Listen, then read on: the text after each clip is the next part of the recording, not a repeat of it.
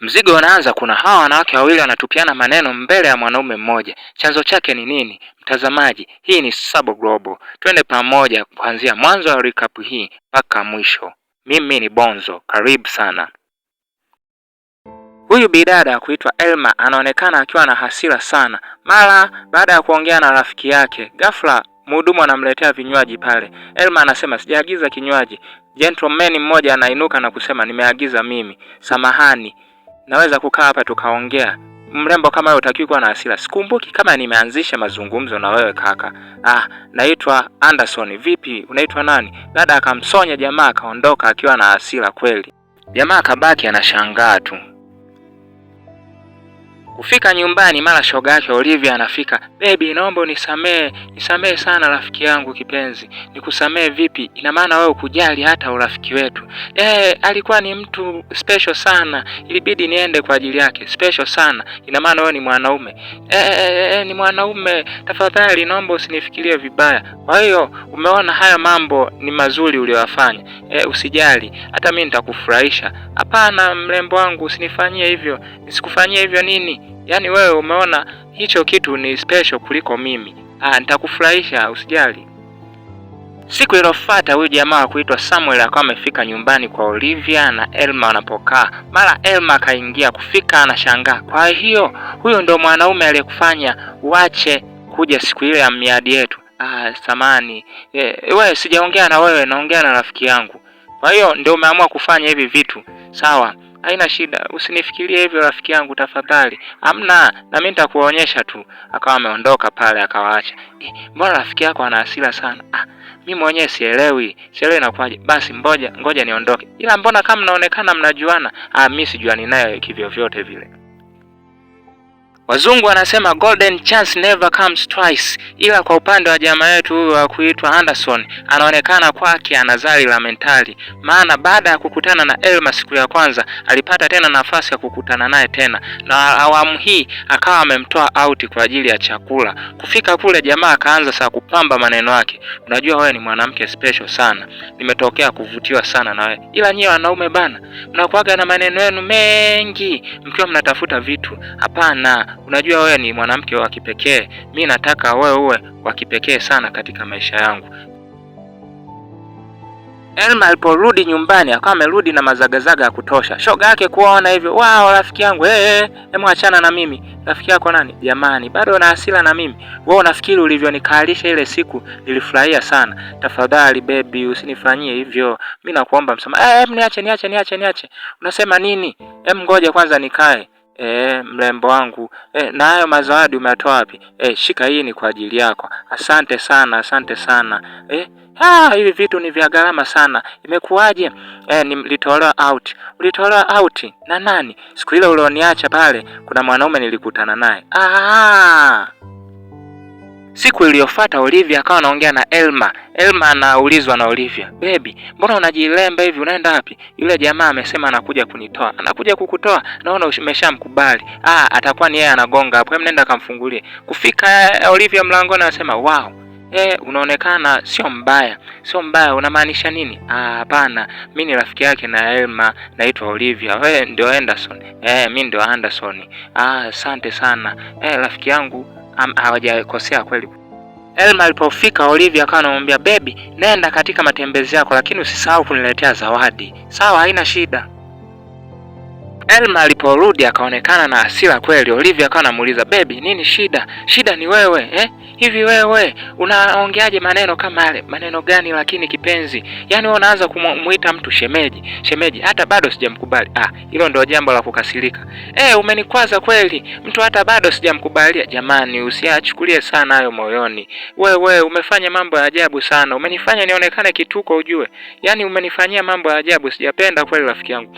Basi naomba unisamehe shoga yangu. Sitarudia tena. Usirudie tena siku nyingine. Vipi kuhusu zawadi yangu? Hakuna cha zawadi hapa, umenikwaza mno. Siku iliyofuata Elma akiwa nyumbani, mara jamaa wa kuitwa Samuel anafika. Elma anamwambia, shoga yangu hayupo." "Shoga yako hayupo vipi? Mimi nimekuja kuongea na wewe mpenzi." Mpenzi wako nani?" "Sikiliza baby, unajua nimekumisi. Umenimisi nini? Kumbe ndio mambo yenu hayo. Nikitoka mnakutana. Wewe mwanaume mbona ajabu sana? Na wewe binti, si una bwana wako wewe? Kwa nini usitulie na mwanaume wako?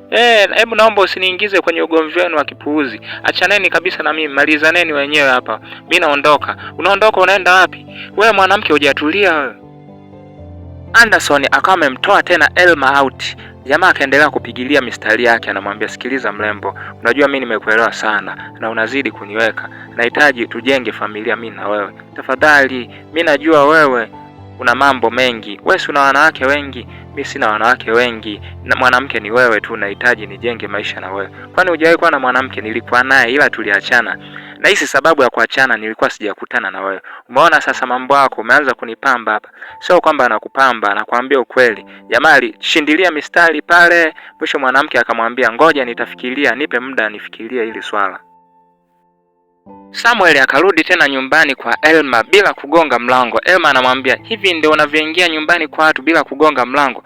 Nimekuta mlango uko wazi ndio maana nikaamua niingie. Sasa unataka nini wewe mwanaume? Rafiki yangu hayupo. Sikiliza, sijamfuata rafiki yako. Unajua mpenzi, mimi na hatukumalizana. Hatukumalizana vipi? Wewe uliamua kuniacha ukaendelea na maisha yako. Sio kwamba nilikuacha, kuna vitu ambavyo vilinisababishia. Na mimi na Olivia hatuna mahusiano yoyote. Nimekuwa na Olivia baada ya kuona kwamba anafahamiana na wewe, ndio maana nikaamua niwe na ukaribu naye ili niweze kukufikia wewe. Tafadhali naomba unielewe mpenzi. Baada ya Samuel kuondoka, Elma akawa kwenye mawazo sana. Mara Olivia anaingia anamuita, sikiliza wewe, hivi wewe kwa nini usilizike na yule mwanaume wako uliyempata? Kwa nini unataka uniibie mwanaume wangu? Kwani wewe ni mwanaume wako? Mwanaume wangu si nimekutambulisha mimi. Kwani unataka umchukue? Rizika na yule mwanaume ambaye anakupenda. Achana na mwanaume wangu. Sikiliza, unajua ukitaka kuongea na mimi, ongea kwa nidhamu. Niongea kwa nidhamu vipi wakati wewe huonyeshi hiyo nidhamu? Alafu naongea na wewe unaniambia niongee kwa nidhamu. Achana na mwanaume wangu, nimeshakwambia. Siku iliyofuata Elma akaamua kwenda kumtembelea Anderson. Alipofika akakutana na Samuel. Anderson akawa anamtambulisha pale Elma kwa Samuel. Baada ya Elma kuona hivyo akaaga, akasema ngoja kwanza niende nje mara moja, nitarudi. Samuel naye ikabidi amfuate Elma huko. Anamwambia Anderson, niende msalani mara moja, nakuja sasa hivi. Sawa, haina shida. Wakati Elma akiwa anafikiria kule, Samuel akafika, anamuuliza, wewe umefikaje mahali hapa? Unamjua huyu mtu? Vipi, kwani kuna shida gani? Sikiliza, kuwa makini sana. Kuwa makini sana na huyu mwanaume. Elma amerudi kwa Olivia, anamwambia, yani huwezi amini shoga kilichotokea. Kuna nini kwani? Nimeenda nyumbani kwa Anderson. Shangaa nimekutana na Samuel huko. Wewe usiniambie. Nimekutana naye, sijui wana biashara gani hawa watu. Labda wana mambo ya kibiashara. Si unajua hao wanaume bana. Labda nafikiria itakuwa hivyo. Hamna kitu chochote kibaya hapo. Hamna kitu chochote kibaya. Wa makini tu. Haya, haina shida. Wewe nenda kajiandae tu kipenzi, nimeshaandaa chakula. Nenda kaoge, utakuja ule. Olivia akaenda kukutana na Samuel. Kufika pale, Samuel anamwambia, umemwomba msamaha rafiki yako baada ya kumwongelea maneno ya shombo siku ile. Nimwombe msamaha kwa kipi? Yana kushangaa mwanaume. Hivi hunioni mimi? Umemwona rafiki yangu juzi tu umeanza kumfikiria. Kwa nini usinifikirie mimi? Sikiliza, wewe ni rafiki yangu. Mimi na yule mwenzako tumetoka mbali. Umetoka mbali wapi? Hebu niambie, kuna kitu gani kinaendelea kati yenu? Yaani mimi na yule tulikuwa wapenzi toka kitambo. Kumbe mlikuwa wapenzi toka zamani. Mnataka kwanza kupasha mavipolo yenu. Nimeshaelewa. Sikiliza Olivia, unaenda wapi rafiki yangu? Olivia alivyofika nyumbani akawasha moto kwa Elma. Kwa hiyo wewe umekuwa unalala na bwanangu nyuma mgongo wangu. Unaongea vitu gani? Wewe usinidanganye wewe malaya mkubwa. Sikiliza, mimi nimejua kila kitu. Kumbe mlikuwa na mahusiano toka zamani. Ndio maana mnafanya mambo yenu. Sikiliza wewe, usitake kunipanda kichwani. Umekuja vibaya na mimi nitakujibu vibaya. Sikiliza, unataka unitishie nini? Nipige sasa kama unanitisha. Nipige. Yaani naongea na wewe unaondoka. Alafu nimekuletea bwanangu, umemchukua bwanangu. Samuel akawa amemtembelea tena Elma, anamuuliza, hivi una uhusiano vipi na huyo jamaa? Sasa haya anakuhusu vipi? Unampenda huyo jamaa? Sina uhakika. Huna uhakika? ngoja nione kama kweli unampenda au umpendi. Jamaa akamchapa busu pale. Unampenda au unanipenda mimi? Kumbe humpendi huyu jamaa. Hajakaa sawa. Olivia akawa ameingilia anasema, "Jamani wewe shoga, nimekwambia achana na huyu mwanaume. Kwani hutaki kuelewa? Kwani hutaki kuelewa? Unataka kumchukua mwanaume wangu? Wewe mwanamke ni malaya mkubwa sana." Shoga mtu akakasirika akapanda juu. "Wewe unaenda wapi? Kwa unataka mkapashe viporo vile mlivyovianzisha hapa, Siku iliyofuata shoga yake Olivia akawa amemtembelea anamuuliza, "Besti, leo sijakuona kazini, kuna shida gani?" Yaani najisikia ovyo, najisikia kama kuumwa alafu siumwi, yaani sielewi mazingira sielewi. Huyaelewi vipi? Kuna shida gani rafiki yangu? Hebu niambie. Alafu mbona sijamuona yule shoga yako wa kuitwa Elma? Achana naye huyo, unajua mimi wasiongee na wanafiki. Mnafiki vipi? Mbona mlikuwa mnaongea vizuri tu? Achana naye huyo, tuongelee mambo ya ofisi. Unajua kule ofisini nimekava kazi zako. Asante sana shoga yangu kwa kunisaidia. Vipi kesho utakuja? Nitaona kama nitaweza kuja, nitaangalia. Baada ya Samuel kuona anampigia simu Elma hapatikani, ikabidi aende kwa Olivia. Kufika kwa Olivia anamuuliza, "Hivi umekuja hapa kuniona mimi au umekuja kumuongelea shoga yangu?" "Nimekuja kukuona wewe na nimekuja kumuongelea shoga yako." "Vipi? Kwa nini uwasiliani na rafiki yako? Kwa nini mnagombana?" Mimi nimeamua kufanya hivyo kwa sababu naona analeta mazoea sana na wewe." "Sikiliza, mimi na wewe ni marafiki tu. Hakuna chochote kitakachoendelea." Basi ondoka sasa kama ni hivyo." Samuel anaendelea kufanya upelelezi wake na hapa amekutana na jamaa anamwambia, "Naendelea kufanya uchunguzi na hisi yule jamaa atakuwa anahusika na kila kitu." Sasa hatutakiwi kuhisi, tunatakiwa kuwa na uhakika na mambo. Wewe fanya upelelezi wako, ukiona umekamilika na ukawa hauna mashaka kwenye hisia zako, utaniambia. Sawa, nitakwambia haina shida. Ila achana na hayo mambo ya kuhisi. Fanya vitu kama professional. Sawa, nitafanya kila kitu. Hivyo nitakwambia kila kitu, hamna shida. Upande huu tunakutana na Elma akiwa amefungwa pingu. Sijui ni mapenzi ya namna gani Mara Anderson anafika anamwambia, "Sikiliza baby, unajua mimi nakupenda sana. Sema wewe hutaki kuonyesha ushirikiano na mimi. Unanipenda? Mapenzi gani haya ya kunifunga? Mapenzi gani haya mateso? Yaani umenifunga mimi, umemtesa na yule binti wa watu ulikuwa umemfungia huko ndani. Kwa ajili gani? Kwa ajili ya mapenzi. Mapenzi haya ni mapenzi au kichaa? Tatizo lako wewe hutaki kuonyesha ushirikiano na mimi. Ukionyesha ushirikiano kwangu ukafanya yale mambo ninayotaka, wala haitakuwa na haja ya kufungana mapingu. Tafadhali niache niende kwetu." Usiku huo jamaa kuitwa Samuel akamtembelea Anderson. Kufika hapo jamaa akaanza kumpamba, "Sikiliza mwanaume, unajua kuna sehemu nilikuwa nimeenda. Nimefika hapa nikaona nipite kwa rafiki yangu, labda nitapata sehemu ya kupumzika. Au kama mambo yako sawa naweza nikaenda hotelini." "Hamna, usiwe na wasiwasi rafiki yangu. Utalala tu hapa, chumba cha wageni kipo." "Vipi shemeji yupo?" "Shemeji yako hayupo." Kama hayupo, ila naona kama upo sawa." Nipo sawa rafiki yangu. Nipo sawa. Chumba cha kupumzika kipo pale. Unaweza ukaenda kupumzika tu. Hamna shida." "Sawa rafiki yangu. Kesho nitaondoka." Hamna shida. Karibu sana rafiki yangu. Karibu sana."